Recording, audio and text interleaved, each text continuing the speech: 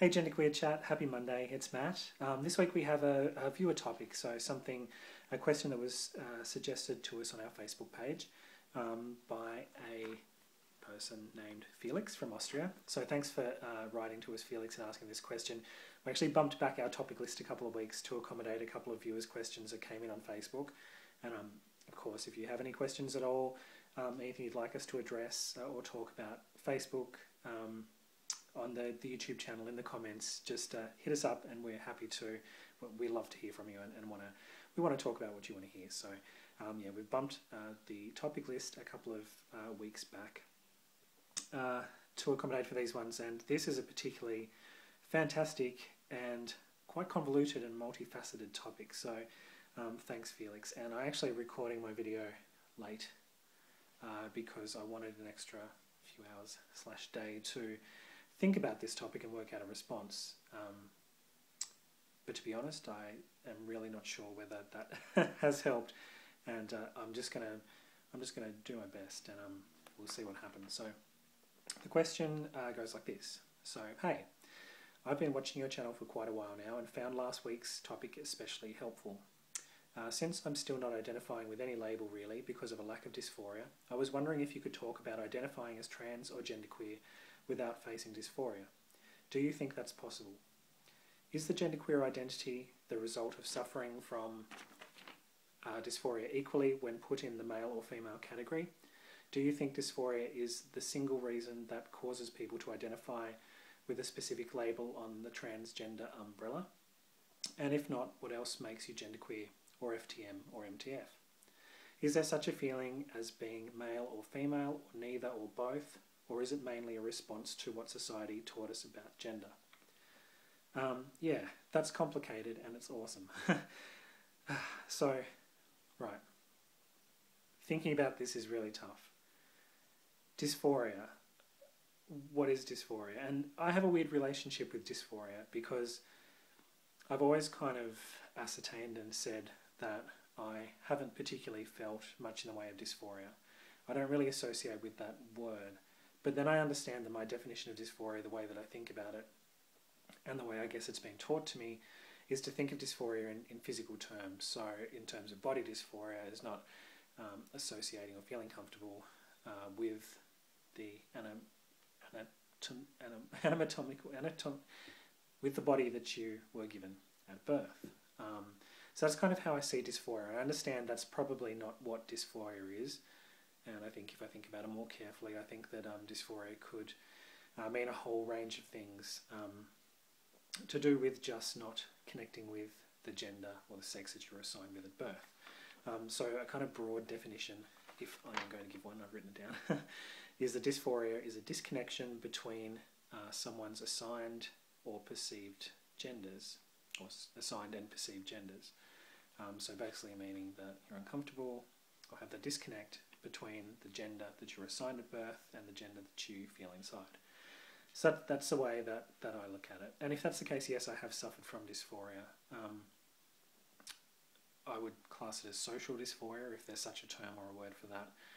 I've mainly come to think about my gender and what my gender is and what my gender is not through my interactions with people and the way that I fit or misfit or feel about the way that society feels about me based on what I was born with. So yeah, definitely if social dysphoria is a term, then I am taking that for myself, but I've never felt strongly about the term dysphoria because I haven't had a great degree or much of a degree of physical dysphoria, and I wouldn't like to downplay the experiences of transgender people or transsexual people who face a varying degree of crippling, emotionally scarring and really difficult to live with physical body gender dysphoria.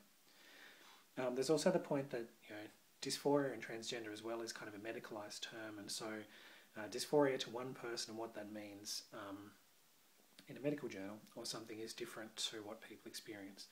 I'm going to go out on the line and say that dysphoria is something that people can experience in a multitude of different ways and to a multitude of different degrees. that disconnect between the gender that you're assigned with and the gender that you perceive or feel for yourself. And you can experience that in a multitude different ways, and in some ways you may even not necessarily identify that as being dysphoria, and I think that's the place where I come from. So yeah, back to the question, because I've just waffled for a while and I've lost complete track. Yeah, so since I'm still not identifying with any label really because of a lack of dysphoria, I was wondering if you could talk about identifying as trans or genderqueer without facing dysphoria. Do you think that's possible? I want to say that it is possible, and I'm really interested to hear, Felix, how you don't obviously use any terms for yourself at the moment, specific identity labels, and maybe that's something that will come in time. But I guess I'd like to know what has attracted you to viewing this channel, watching our videos, and sort of interacting with the gender non-conforming community. Obviously, you must feel that way yourself. You think about gender, or you're gender non-conforming in some way yourself. I kind of wonder where you come from with that. What attracts you to identifying with a label in the first place if you don't particularly feel that you experience dysphoria? And I think that may actually be the answer to the question. So I'd like to know that. But I feel very similar. Like, as I said, I don't have a strong relationship with the term dysphoria. I've never actually considered myself as experiencing dysphoria, but then the way that I think about dysphoria, the terminology that I had for dysphoria, the definition, maybe was restricting that. And if I look at it more clearly, then maybe what I have experienced is a level of dysphoria, just maybe more on the social side, reacting to different things and to a different degree and intensity that other people may experience it. So yeah, I'm not sure whether or not you can identify as trans or genderqueer without facing dysphoria. I'm sure you can, I'm sure there's other reasons, but what is dysphoria?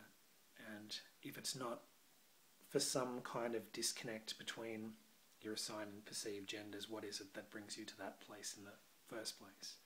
And I guess people can choose identities, I guess there's political reasons, I guess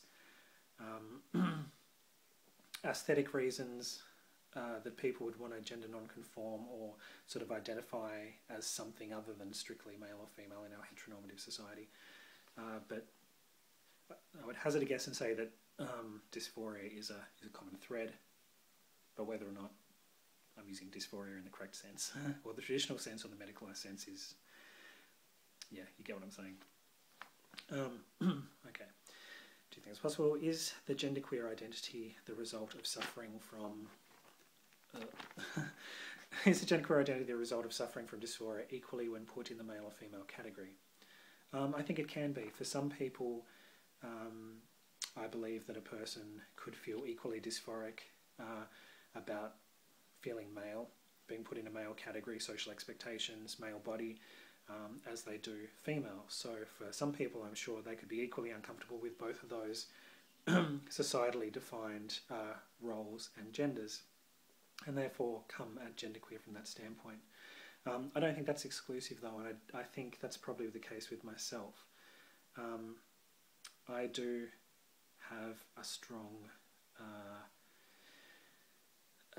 strong disassociation with maleness, what it is to be male, what it is to have a male body. I don't feel physical dysphoria, but I am indifferent about this. I don't particularly feel connected to it, but I don't feel disconnected to it, if that makes sense. But then I'm totally fine with female stuff. If I was to be perceived as female for some reason, if people used female pronouns for me, if people treated me and acted around me and saw me as female, I think I'd be quite comfortable with that. I don't have that same kind of dysphoria or disconnection with femaleness as I do with maleness. Why do I identify as genderqueer and not female then? That's anyways, I think the formation of identity is a very complicated thing, and it's not just based wholly and solely on that particular factor, and I very much have learnt and grown into my genderqueer identity and have chosen that word because it fits how I feel the best. And it is a negotiation between balancing societal expectations, ideas of the gender binary, your own inner fluidity and feelings of maybe shifting or not sure where to identify, and just a place that feels comfortable. It may not necessarily be 100% right. It is just a word. Genderqueer is just a term. But it's something that feels right for me. It's where I fit best. And fits better than male, which I don't fit at all. And fits better than female, which why I like and feel quite comfortable with, is still not quite there. So yeah, I'm sure for some people it is this equal dysphoria thing of not feeling comfortable as male or female or being put in those boxes. For me personally, it's a little bit more complex than that. It has been more of a process of negotiation to get to the term genderqueer, rather than necessarily being smack bang in the middle.